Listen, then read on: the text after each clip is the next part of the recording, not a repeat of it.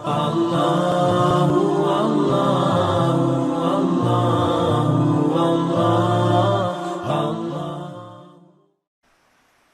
akan sebutkan misal salah satu contoh kisah. Ibnu Qayyim rahimahullah Al-Jauzi mengangkat kisah tentang Abi Qudamah, ya. Seseorang yang disebutkan namanya oleh beliau.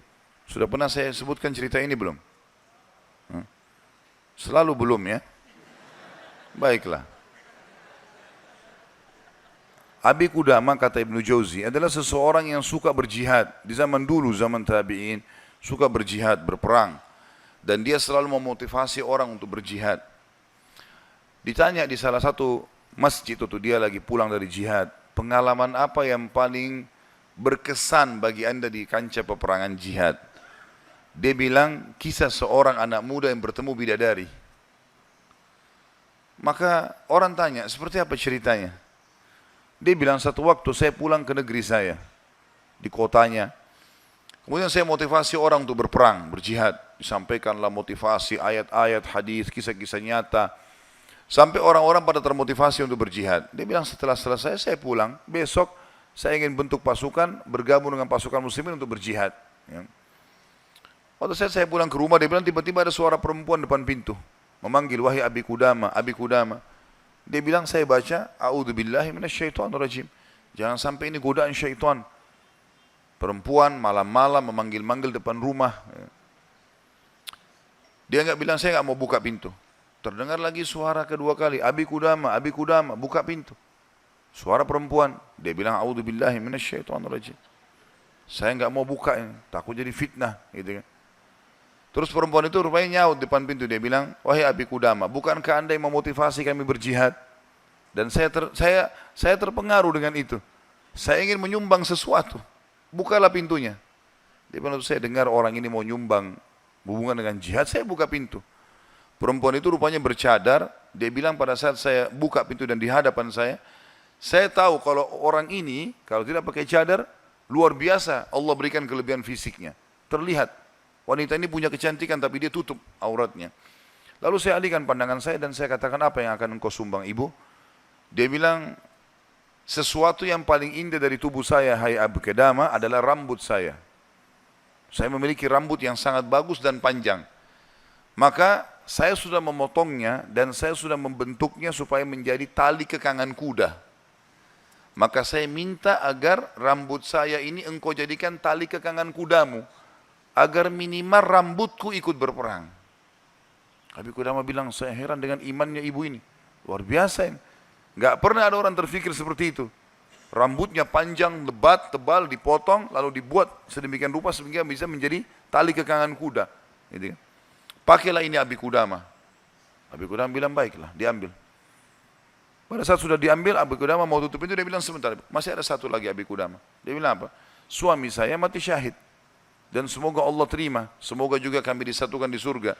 Dan dia mewariskan seorang anak laki-laki yang mirip seperti dia. Maksudnya keimanannya, kefisiknya, segala macam. Saya harap anda tidak menolak anak saya besok ikut berjihad. Kata Abi Qudamah, baiklah. Tutup pintu, besok pagi habis sholat subuh, habis syuruk, menjelang duha, berkumpullah orang-orang yang mau ikut jihad untuk bergabung dengan pasukan muslimin. Setelah Abi Qudamah bilang, saya motivasi mereka, datanglah seseorang dari belakang saya berteriak, Abi Qudamah, Abi Qudamah. Suara seorang laki-laki. Dia bilang, saya balik ke belakang. Waktu saya balik, saya seperti melihat matahari. Artinya, ada seorang laki-laki putih, tinggi, gagah, rambutnya indah, fisiknya kekar di atas kuda. Dia bilang, saya sendiri kagum melihat orang ini. Luar biasa secara fisik, membuat orang sudah kagum. Dia bilang, terus dia bilang, hai Abi Qudamah, saya anaknya ibu semalam yang memberikan rambut kepada anda. Dan saya siap untuk ikut berperang. Dan wasiat ibu saya agar saya jangan pulang, suruh mati syahid. Kata Abi Qudamah, saya kagum melihat lagi anak ini. Sudah kagum melihat ibunya, kagum melihat anaknya. Bagaimana keyakinan mereka berdua tentang janji Allah. Dan hidupnya di situ sudah. Lingkup hidupnya itu adalah yang dijanjikan oleh Allah dan Rasulnya. Udah, Allah bilang dapat ini, ya sudah, diyakinkan iya. Sholat dapat ini, puasa dapat ini, jihad dapat ini. Yakin, tidak ada keraguan. Hidupnya terbentuk di situ, itu yang dijalani sama dia. Dia yakin meninggalkan juga dosa, ini adalah pintu yang baik. Kalau dia buat, dia akan jauh dari Allah. Maka dia berada di lingkup itu, kendaraan itulah. Kata Abi Qudamah, baiklah anak muda, kau masih muda, gitu kan. Saya akan letakkan kamu di bagian belakang pasukan. Anak muda itu diam. Dia bilang, Abi Qudamah bilang, ini saya tentu simpulkan ceritanya ya, karena saya tidak hafal secara lafaz letter tentang kisah, tapi saya datangkan poinnya gitu. Kata Abi Qudamah waktu perang lagi berkecamuk, tiba-tiba anak muda ini sudah ada di depan. Lalu saya lihat dia, dan memang di pikiran saya dia bilang cuma anak muda itu saja. Saya datangin dia, hai anak muda mundurlah. Kau masih muda, belum berpengalaman, gitu kan. Saya khawatir atas dirimu. Dia bilang, wahai Abi Qudamah, Allah berfirman, hai orang-orang beriman, kalau kalian bertemu dengan orang kafir, jangan kalian mundur. Allah bilang, jangan mundur, Anda suruh saya mundur, gitu. Gitu. Kata Abi Qudamah, saya nggak bisa bantai ini karena dia pakai ayat. Gitu. Maka saya pun berada di sebelahnya sampai akhirnya karena perang lagi berkecamuk terpisahkan. Otomatis terpisahkan. Waktu pasukan lagi istirahat, saya coba cari anak muda ini. Saya nggak cari, pikirannya sudah nggak ada yang lain. Targetnya anak muda ini gitu. Itu betul-betul menarik perhatian dia. Dia bilang begitu saya lihat orang lagi istirahat semuanya karena capek berperang. Maka saya lihat anak muda ini sibuk menyiapkan makanan para mujahidin, mengikatkan tali kudanya, menyiapkan rumput kudanya. Pokoknya dia sibuk dengan itu. Jadi dia betul-betul menikmati apa yang sudah Allah dan Rasulnya perintahkan. Ini targetnya dan ini benar bagi saya. Selesai. Ini adalah konsep hidup saya. Gitu. Maka Abi Qudamah bilang, saya kagum melihat anak muda ini. Kemudian perang berkecamuk lagi. Berkecamuk lagi, yang kedua kali, kemudian pada saat lagi maju, saya anak muda itu di depan. Saya datangin lagi, hai anak muda, ke belakang lah. Dia bacain lagi ayat. Wahai Abi Qudamah, Allah berfirman, hai orang beriman, kalau bertemu dengan orang kafir, jangan kalian mundur. Bagaimana Allah bilang jangan mundur, Anda suruh saya mundur? Abi Qudamah diam, tidak bisa bantah karena dikatakan ayat. Berkecamuk berperangan, dipisahkan oleh prajurit yang saling serang satu sama yang lain, sampai akhirnya tiba malam hari, waktu istirahat. Kata Abi Qudamah, dua pasukan istirahat, lalu saya cari, di mana anak muda ini, di kemah mana dia? Cari-cari sampai dapat kemahnya. Kata Abi Qudamah, waktu saya masuk dalam kemahnya, saya temukan anak muda itu sedang tertidur dan senyum. Senyum lebar gitu. Saya penasaran anak muda ini lagi mimpi apa gitu. Dia bilang saya tunggu sampai senyumnya sudah redah, kemudian saya tepuk, bangunkan. Hai anak muda, bangunlah. Apa yang kau lihat dalam mimpimu? Kata anak muda ini, demi Allah wahai Abi Qudamah, saya melihat saya masuk ke surga. Saya masuk surga, saya lihat taman-taman, saya lihat pelayan-pelayan, lihat luar biasa surga yang luas. Dan saya lihat seorang wanita yang sangat cantik, saking cantiknya sampai saya tidak sabar untuk menjamahnya. Gitu kan. Lalu dia mengatakan, belum waktunya hai suamiku. Padahal sebenarnya anak muda ini belum menikah. Ya. Lalu dia bilang, engkau, perempuan itu bilang, engkau akan bertemu dengan aku besok siang. Kata anak muda itu, setelah itu Anda bangunkan saya. Dan saya berharap Allah membuat saya mati syahid besok. Gitu. Untuk mendapatkan apa yang Allah janjikan. Yang jelas, kata Abi Qudamah, saya kagum. Artinya Abi Qudamah pun sekian tahun berjihad belum pernah mimpi seperti ini. Gitu kan? Besok pagi dia bilang berkecamuk lagi peperangan. Saya temukan anak muda itu di depan. Terus dia menyerang musuh. Gitu kan? Sampai akhirnya peperangan selesai. Dan sudah menang muslimin, korban banyak di musuh dan di orang muslim. Anak Abi Qudamah bilang target saya mengejar mana? Cari anak muda ini. Terbunuhkah atau belum terbunuhkah? Dicari. Dia bilang saya cari di jenazah prajurit muslim yang disusun, ternyata ada bergeletakan, saya temukan ada anak muda itu. Penuh dengan darah. Gitu. Ya. Tapi masih hidup. Dan dia lihat, waktu saya datang, dia dengan senyum mengatakan, Abi Qudamah kesinilah, kesinilah. Dalam kondisi lagi luka-luka ini. Berdarah-darah. Gitu ya. Kata Abi Qudamah, saya pun datang. Apa beritamu hai anak muda?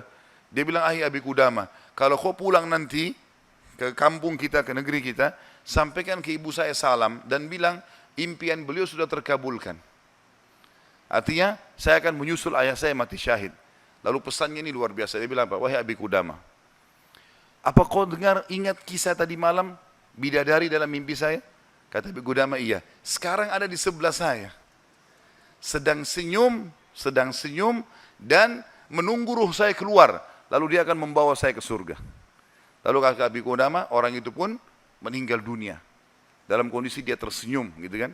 Maka Abi Qudamah bilang, saya menangis, gak bisa menahan melihat luar biasanya. Ibunya luar biasa, anak muda ini luar biasa. 17 tahun, punya kelebihan fisik yang mungkin tadi saya bilang, kebanyakan kita di Indonesia dihabiskan pada hal yang foya-foya, coba-coba kemaksiatan. Ini semua omong kosong nih, dari syaitan, bukan begitu.